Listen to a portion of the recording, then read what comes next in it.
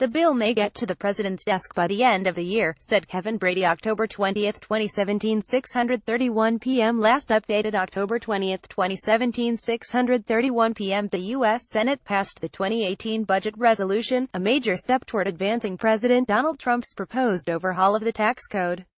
On October 19, the Republican-controlled Senate approved the budget for the next fiscal year by a 51-49 vote, with opposition from Democrats and GOP Senator Rand Paul. Trump celebrated the news on Twitter the next morning. The budget passed late last night, 51-49.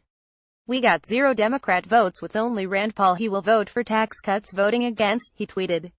This now allows for the passage of large-scale tax cuts and reform, which will be the biggest in the history of our country. The Senate's vote on a budget resolution was key to the Republican effort to overhaul the tax code. It allows the Senate to pass a tax reform bill with 51 votes under reconciliation, rather than the usual 60 needed for most legislation. The next step for the Senate will be to reconcile its budget resolution with a different version passed by the House. The Senate version allows tax reform to increase the deficit by $1.5 trillion over a decade.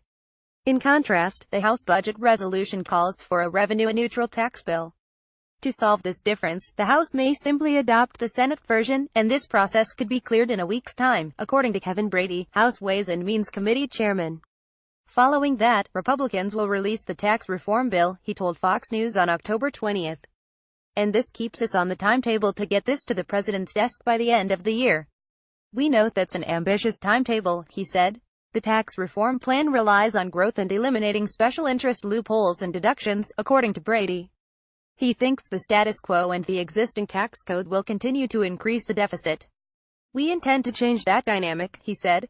On the news of the budget resolution passing, the Dow Jones Industrial Average gained more than 160 points, reaching a fresh high on October 20. The stock market got a boost from strong corporate results as well. One of the top market gainers, J.P. Morgan Chase, hit an all-time high after jumping 1.6% on October 20. Jamie Dimon, CEO of J.P. Morgan, has been among the strong advocates of tax cuts. "I'm all in for tax cuts," at Real Donald Trump. "The biggest, boldest cuts possible, and soon." Senator Rand Paul at Rand Paul October 20, 2017 Senator Rand Paul of Kentucky was the sole Republican to vote against the budget resolution. He objected to its spending levels and said the budget would exceed spending caps by $43 billion. "In light of the fact that we are for tax cuts, we ought to be for reducing spending, so we don't explode the debt," he said on the Senate floor. Despite voting against the budget plan, Paul later responded to the tweet from Trump saying that he backs tax cuts. "I'm all in for tax cuts," at Real Donald Trump. "The biggest, boldest cuts possible, and soon," Paul wrote. Share tweet, share email.